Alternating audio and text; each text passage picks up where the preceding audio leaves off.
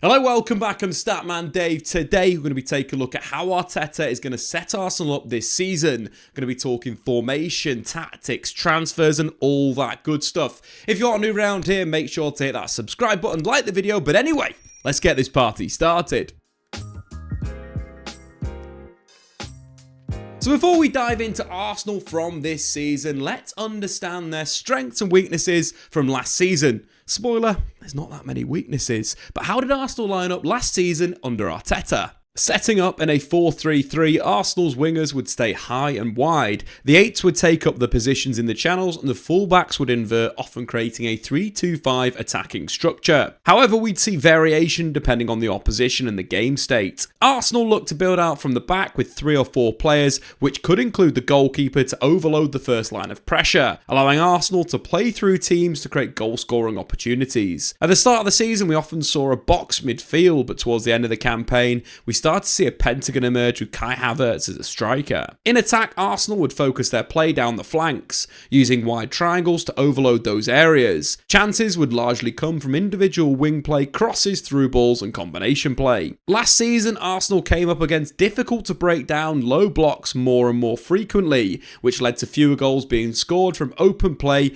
when compared to the previous season. Potential new solutions we could see this season include a more attacking fullback, a greater goal threat from number 8, wingers taking up inside positions and sticking with the striker. Whilst the Gunners dropped off from open play, they made up for it by becoming a menace from set pieces. In fact, Arsenal scored more goals from set pieces than any other team across Europe last season. Defensively, Arsenal was superb, defending in a 4-4-2. This 4-4-2 would often see the number 8 jumping to create a midfield diamond when pressing. Conceding just 29 goals in the Premier League last season, Arsenal will look to build on this excellent defensive record. We now understand generally how Arsenal played last season in the Premier League. So what do we expect from this season? Well, first and foremost, let's start by talking about the defensive unit. We're talking goalkeeper, the 2 centre-halves and the 2 fullbacks. For me, there's kind of 4 positions already that are kind of undisputed. There's 4 players there that are definitely going to play this season. Starting in goal, David Raya has definitely evolved Arsenal's build-up play-out from the back. His ability to step into the defensive line has seen Arsenal's build-up structure get even better. What I love about David Raya is that Arsenal can create a back 3 or a back 4 with him in it, which means you can throw a fullback, let's say,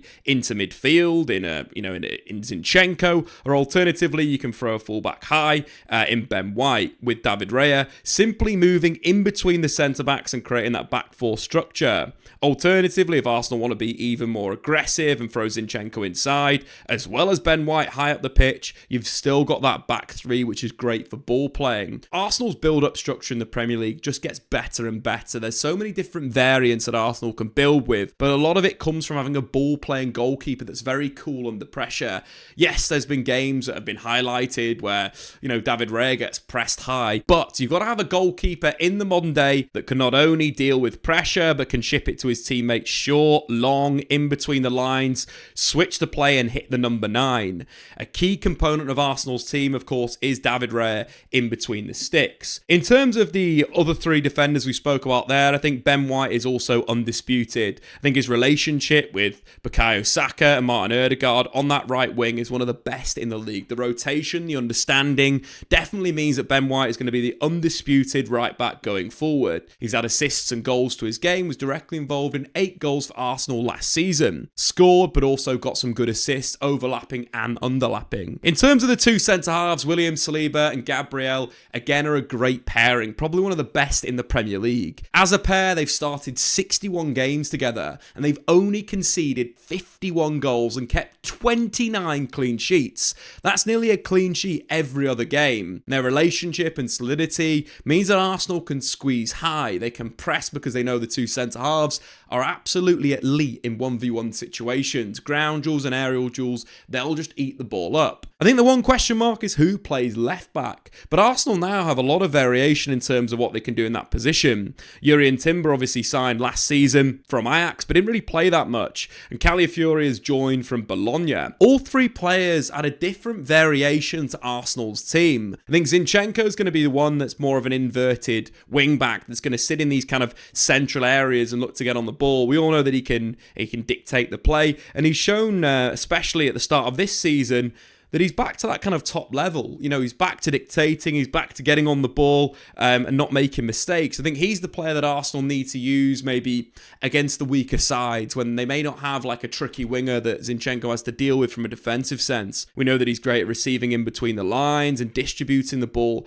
ahead of him. He's a player that's also started to come a little bit deeper and start to get on the ball in deep areas, which has allowed Arsenal's build-up to be a little bit more dynamic. So let's take a look at a variation of Arsenal's build-up against Wolverhampton Wanderers. We can clearly see the shape that Arteta is trying to create against Wolves. A back three, 2 defensive midfielders and 2 players in the inside channels in Martin Ødegaard and Declan Rice, who's out of shot. What Arsenal are trying to do is overload that first line of pressure with a 3v2 and then basically pull their central midfielders either into their double pivot or alternatively split them and then rotate them round to create space through the lines. So what I like about this is the role of Zinchenko. It's something that I feel that Arsenal have kind of added to their game. We can clearly see that 4-4-2 structure from Wolves. But it's a theme that I saw with Trent Alexander-Arnold last season. Him inverting into midfield from right back and then dropping super deep to get on the ball. And we see that with Zinchenko here,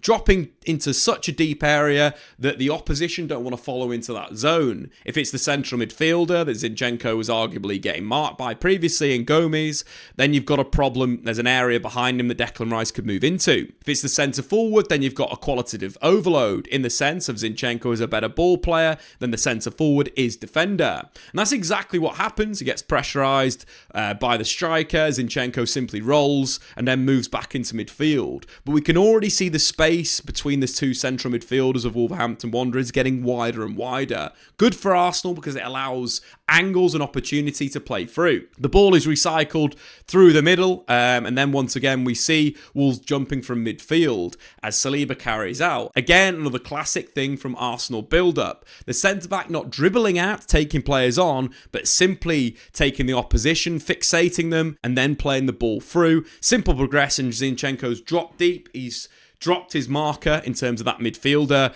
Gomez, who was picking him up previously.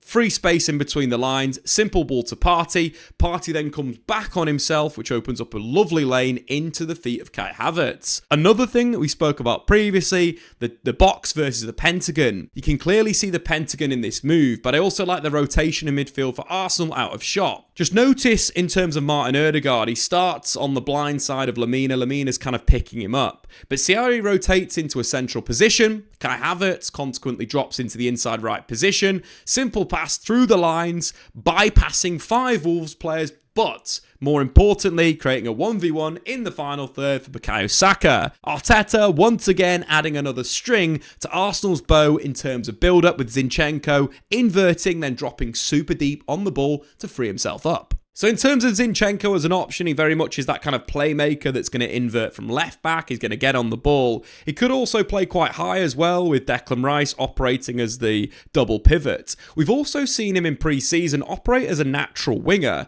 with the nominal left winger cutting inside and being more of an inside forward. This is definitely, I think, something Arsenal need to work on and build this season. And we'll talk about that when we go into Saka later on. But of course, Zinchenko is one option. Arsenal have got a lot of options in that area. Jurrien Timber, I think, for me, is going to be more of that kind of inverted fullback or creating that back three. So I think what we'll see with Jurrien Timber is basically Saliba operating more from a right back position in build-up. We see Jurrien Timber operating as a left-sided centre-back. You know, a player that's going to support that right triangle, but very much be the player at the base that's going to distribute. We saw that last season in his brief time on the pitch there, and he had a really good relationship actually with Kai Havertz coming into that zone.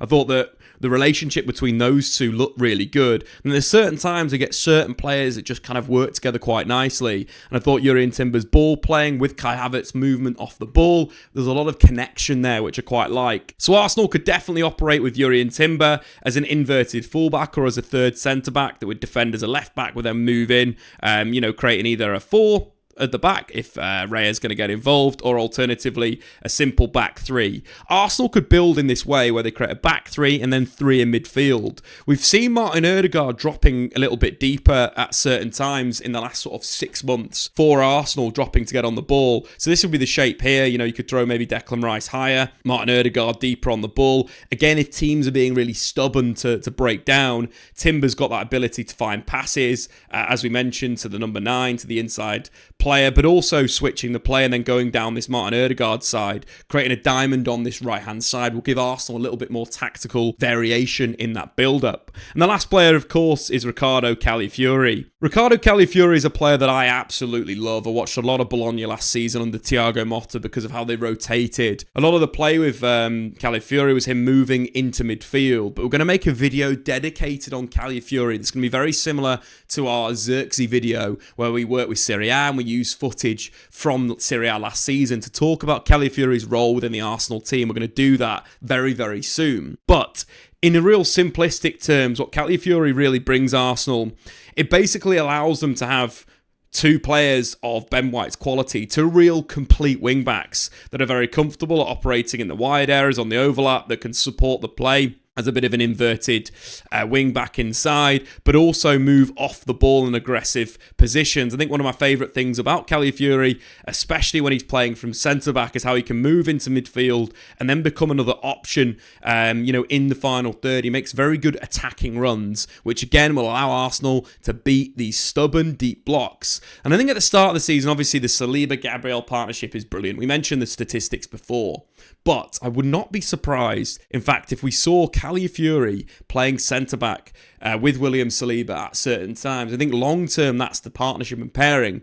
You've got a 22-year-old Saliba, 23-year-old Calafiori. Obviously, Gabriel's going to be around for a long time, but I'm talking super long-term. Calafiori's got that John Stones knack of stepping into midfield and carrying out. And it's a big, big strength of him. And I think for Arsenal and changing their build-up structure, having him from that centre-back position, allowing him to drive in midfield, will make their variation even better. But I think from the start, we'll see Calafiori playing as a left-back. So let's move into midfield. Arsenal's midfield, again, I think it's got two players that play week in, week out when you look at the minutes played. Arsenal's squad is really good. They utilise a core of players and then rotate a few positions around. Of course, defensive midfield is an interesting one. Thomas Partey has started the season and looked back to his best in a sense. Only Saka created more chances against Wolves than Thomas Partey. That being said, I really love watching Jorginho in that position. I think his ability on the ball to make things happen from deep is something that Arsenal have utilised really well. I think as well in the bigger games when teams press Arsenal, Jorginho is a really good option. But having those two options there in Jorginho and Partey is good. I think Declan Rice is a really interesting one because he can definitely play that defensive midfield role. You know, when you look at the statistics, Declan Rice is underrated when it comes to progression. He ranks in the top 10% of midfielders in Europe's top 5 leagues for progressive passes last season at 7.8. Underrated. We all know that from that 6th position, he's really good on the carry. He's a player that likes to drive out with the ball at his feet and break through opposition's lines from defensive midfield. So having those three options in that area, Arsenal are pretty stacked. I do think there is a requirement for Arsenal to get Mikel Moreno over the line. He's a player that I absolutely love and would come in as a number 8, plays that position for Real Sociedad. What we could see with the Arsenal team is either Declan Rice drops into defensive midfield and Martin Ødegaard plays a little bit deeper and gets involved in build-up. Martin Ødegaard is just such a fine footballer. Not only does he work exceedingly hard off the ball when it comes to pressing, but also in the negative transition from when Arsenal attacking to their defending. He's that player that always gets back. But Arsenal's team as a whole always gets back. But I always see Martin Ødegaard, first man making those challenges in. But I think from build-up, we'll start to see a little bit more of Martin Ødegaard if Moreno is signed. I think what we'll also see as well is Saka inside and Ben White providing that width. We know that Martin Ødegaard has that ability on the ball. Not only did he have the most chances created from open play last season in the Premier League, but he's got that vision from deep, that ability to break the opposition's lines, to find a pass over the top for nominal winger to spin in behind, or find a player close into feet. He's a superb passer and a player that could be utilised a little bit deeper because of Mikel Moreno's ability in the final third. Mikel Moreno is a very complete footballer now, 28 years old. He's really in his prime. And why he'd be utilised really well is because not only is he a real physical threat, so the big thing with Arsenal's attack, and one of the things I think is a little bit underutilised, we see David Raya hitting Kai Havertz quite a lot. David Raya is really good at finding a target man. We saw that with his combination play with Tony at Brentford. But I do think having someone like Moreno high up the pitch just allows Arsenal to drop balls up to him, knowing that he's going to win it. He won around 6 aerial duels last season for Real Sociedad, and expect those numbers to be equally good in the Premier League. That allows Arsenal to escape the opposition's block and then instantly get into the final third, which again would suit this inside position for Saka that I keep talking about. But of course, Mikel Moreno would be an ideal signing, would allow Declan Rice to sit a bit deeper. Martin Odegaard would probably play more in build-up, which again, you've got a better ball player deeper, is only going to be beneficial for Arsenal. But let's say, Thomas Partey comes back into the team. Declan Rice, as a box-to-box midfielder, as a player that attacks that inside channel and especially gets into the penalty area, has improved so much when it comes to goal scoring. It was the tiny bit of his game that I thought, Declan Rice can attack, he can defend, he's good at switching the play, he's a good passer of the football, he carries exceedingly well. The one thing that he doesn't have in his game, coming to Arsenal, was goals. Add that Leon Goretzka ability to add goals to your game, box-to-box midfield, bursting into that zone. And quite frankly, Arsenal, had that in Granit Xhaka. He was a really good threat in the box, and, he finished with his best goal-scoring season at Arsenal under Arteta. What I really like about what Declan Rice has added to his game is that box crashing. We can see that in this clip against Brentford from last season. And it gives Arsenal something else in that final third. Obviously, Kai Havertz is starting to really improve his heading and his threat in the penalty area. But having that left-sided central midfield for Arsenal being a goal scorer is super important. We pick up the play with Saka in a very attacking position, 1v1 with a fullback, exactly what you want. Arsenal, as we see time and time again, like to overload you on the right side. We've got Odegaard, we've got Ben White supporting, Saka carrying. But just watch Declan Rice's move off the ball. Really underrated part of his game, goal scoring. That's why I like him as an 8. I think as a 6, he's going to develop over his career to become a real top quality 6. But I just like right now, in this part of his career, being a goal scorer in a penalty area. So Saka ships the ball back. We could see Rice start to attack the penalty area. What he does really well in this moment, obviously Kai Havertz is taking the attention of the centre-back in the middle. Rice is going to attack the perfect position between the outside centre-back on the far side and their wing-back or nominal full-back. What we see in this position as well is the way that Arsenal have not only pulled the midfield away to create the space for Ben White to get his head up and cross, but the pace, but also the determination that Rice attacks the ball, and then the header, the quality of the header is superb. He attacks it in a way where the defender on the far side is really switched off, scores a great goal, and that's where I like Declan Rice. I like him in this box-crashing role. It allows Arsenal to have an extra threat in the penalty area, and it's what they need in between the opposition's outside centre-back and, of course, full-back. That, again, is something that Mikel Moreno will add to Arsenal, so having 2 goal-scoring number 8s is going to be Arsenal even better. And in terms of statistics, only Rodri scored more goals from open play than Declan Rice from central midfield last season, becoming a real asset. And adding Moreno to that position as well just gives Arsenal even better depth. So let's move into the forward line. How is Arteta going to set Arsenal up in that position this season? Arsenal's forward line is very, very dynamic. What I like about Arsenal's forward line is they've got players that rotate positions, and Kai Havertz is the most underrated striker in the Premier League. And yes, striker, directly involved in 16 goals in 13 games as a centre-forward. Not only that, but Arsenal's goals per game with Kai Havertz as a number 9 is 2.8 versus 2.2 when he doesn't play as a striker. That's an uplift of 27%. Not only has Kai Havertz added that ability to drop off the line, as we saw previously, rotate positions with Martin Odegaard now to get on the ball and drive through, but he's becoming a really good box threat. One of the areas of Kai Havertz Havertz's game that arguably needed a bit of improvement was his heading. Something that he's got height, he's got the ability to attack it, but his heading was a little bit wayward at times. We've already started to see the improvement under Arteta, and he's already scored a goal this season with his head crashing into the box from deep. This is what I like about Kai Havertz. I think he's going to give Arsenal so much. He's got kind of everything that you'd want in this centre forward. Plays the position as a Raumdeuter, a space investigator, a player that not only is going to drop off the line into the false nine positions, but will stretch the opposition running into the channels, spinning in behind, pulling wide. He basically finds those perfect pockets. And by the statistics, he's become very dominant in these areas. And when Arsenal play well, it's when Kai Havertz plays well. So in terms of them buying a centre forward to win the Premier League, I don't think they need that. I think Kai Havertz is good enough. I think Arsenal need more goals in the side from open play, yes, but I think there's other solutions to solve that problem. I think there's only probably one centre forward on the planet that I would buy for Arsenal that would probably improve that position, and that's Victor Gyökeres. Again, started the season in sensational form for Sporting Lisbon. But I just think right now that Arsenal are very well set with Kai Havertz. He understands the system and he presses exceedingly well. In terms of the Premier League, he was in the top 3 in terms of distance covered for strikers.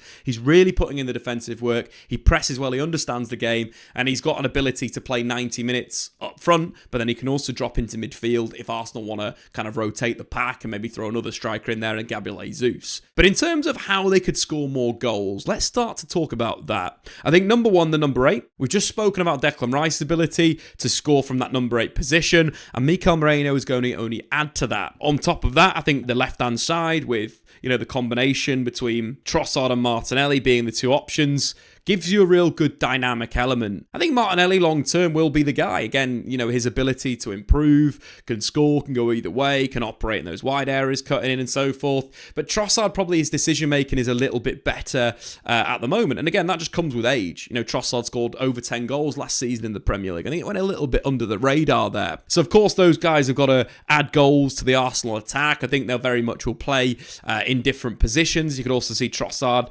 potentially playing in central midfield in this kind of left central midfield position as well at times. Could even see him play false 9 if injuries cause a bit of problem. But I think on this right-hand side is where I could see even more goals. Bukayo Saka is probably the best right winger in the Premier League right now. Well, it's him and Mo Salah, but I think they're on the same level. And I think with Saka long term, if you look at Salah when he first broke through at Liverpool, when they were playing their kind of narrow 4-3-3, they had a false 9 that would drop off the line, Roberto Firmino, and Salah would play in that inside position. And I think this is where you can get even more goal output and assist output from Bukayo Saka. It's in this inside left position. And I think Arteta's kind of toyed with it. He's played with it, or he played with it last season. But I'd like to see Saka operating in this inside position more frequently, either with Ødegaard deeper, as we've spoke about, kind of getting on in build-up and operating deeper, which would allow Ben White to operate as the wide player, or alternatively with Martin Ødegaard operating as more of a winger with Saka inside. And we actually saw that against Wolverhampton Wanderers. If we take a look at his heat map this season versus last season against Wolves, again, same manager, very similar teams for both sides, the heat map is really, really active in the penalty area. And we saw in the game that Saka actually took up these central positions a lot more, and in fact had a really good bit of combination play with Kai Havertz from this position. So we pick up the play in the first half on 17 minutes, and we can clearly see that right-hand triangle operating with Saka inside. At the moment, Ødegaard's giving it width, and Ben White is that support player at the base of the triangle. But as the play progresses, one thing that I noticed, not only is Saka holding that central area, but Ben White operating with the width. Again, Arsenal create a 2v1 on Lamina, which allows Ben White to operate into the final third. These are the positions I want to see Saka operating in. We saw him spinning behind the defence a few times from the inside channel, which I think is a great option for not only scoring goals, but getting assists, but also dropping and receiving in these areas. You can see that he's got that spatial awareness to find that space. His body position is very open to receive the ball, takes a good first touch, instantly turns, plays it into the feet of Kai Havertz, receives the 1-2 back and gets a shot on goal. This is kind of like classic Liverpool, operating with Firmino and Salah. You know, Salah receiving in that inside channel, looking for Firmino's feet, which is obviously Kai Havertz. A little bit of 1-2 play, very, very nice. But I think that'll add something to Arsenal's attack. It will add even more goals. And when you look at the statistics with Saka's performance against Wolves, he was directly involved in 10 shots. He had 5 shots himself and created 5 chances. This is great output from Saka, and of course got himself a goal and assist. And I am not saying that he can't operate in the wide area, but I'm just saying having him inside more frequently would see him get more goals. And I think that variation of the triangle, it evolves itself. And I think even if we look at the goal that Arsenal scored to open up the scoring, the first goal of the game, Saka's operating wide. He's operating in a classic inverted winger position. But I just think that completeness to Saka's game, he can play as an inside forward in certain moves, can play as a winger in other moves. We saw him operating as a winger versus Wolves. I think Wolves dealt with Saka quite well when he was wide. They doubled up on him constantly. You saw Rodrigo Gomez, the Wolves left winger, doubling up with Aït-Nouri. Saka had a lot of problem dealing with both of them. Again, it's difficult to take 2 players on as a winger in the Premier League because of the speed of the wide player and the fullback makes it difficult. But the one moment that Arsenal created an overload, again, this came from a free kick that was defended, which saw some disorganisation from Wolves. You can see Saka pulling himself out, and it's a 1v1 with Lamina, not with Aït-Nouri and the left midfielder covering, which allows Saka to simply check inside and get his head up and find Kai Havertz on that back post. Brilliant header. And that's something we spoke about before, the box crashing of Kai Havertz. He looks uninterested at the moment. He's sitting in a position that's not very nice for the defender because the defender's got to open himself up, find out where Kai Havertz, but also be fixated on when the cross is coming in the box to defend it. And I like it. It's very it's relaxed. He's not made his run yet. Of course, Gabriel's still in the penalty area following the set piece, which creates a 2v1 on the centre-back. And you see Kai Havertz make his little break across the defender, perfect ball, but that header is brilliant. And I think that's an area of Kai Havertz's game that he is improving by himself. And I think he's going to score a lot of goals this season for Arsenal when playing as a number 9. Really feel like he's adding that quality to his game in this position. The ultimate player for Arteta's side, in my opinion. So we spoke about how the defence will set up this season, the midfield and the attack. Let's just do a little bit on set pieces. Arsenal were the best team in Europe last season from set pieces, and Nicolas Jova has revolutionised their setup. They've added another little variation to their set pieces. So here's a goal from their pre-season game. So here's the first goal against Lyon with a slight variation on a common setup that we've seen Arsenal do last season. So as we know with Arsenal, they like to set up with a load of bodies on the back post and Gabriel on the penalty spot. We've seen the variations at Crystal Palace, a great example, where they're looking to hit Gabriel, and in fact the second goal Arsenal scored in this game was hitting Gabriel from this position when he'd attacked the penalty area. But one thing we've not seen before, arguably this is like a quarterback sneak move in NFL if you know NFL. What Arsenal do here is they sneak William Saliba round the back. You classically see Arsenal rush to the near post. They're arguably pulling the opposition's defence with them to open up space. And just watch William Saliba in this move, it's absolutely brilliant. So as Arsenal rush to that near post, the ball is perfect. William Saliba gets ahead of his man. It's a mismatch in terms of physicality, and he sneaks round. Not only does he first kind of block the goalkeeper coming out, but he drops off slightly, off the goalkeeper, and simply heads the ball home. This set piece is brilliant. This is a work of art. Attack the near post, slip your centre-back round the outside, block the goalkeeper so he can't come out and claim, slightly drop off, score a goal. Nicolas Jova, probably the best set-piece coach in the European football. Arsenal are going to have more variance this season. They're going to score even more goals. People have been confused about all the new blocking rules are going to hurt Arsenal. No, they're not. Arsenal are just going to come up with new ideas. And that is why Arteta's side are closer to Manchester City.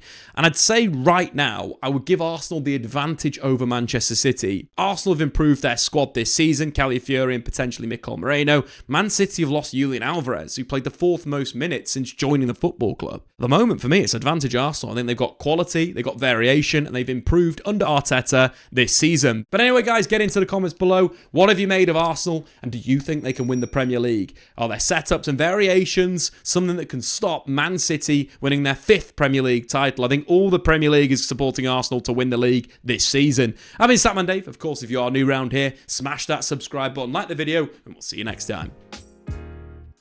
Thanks for watching. If you've enjoyed this video, why not check out some more content on the Statman Dave YouTube channel?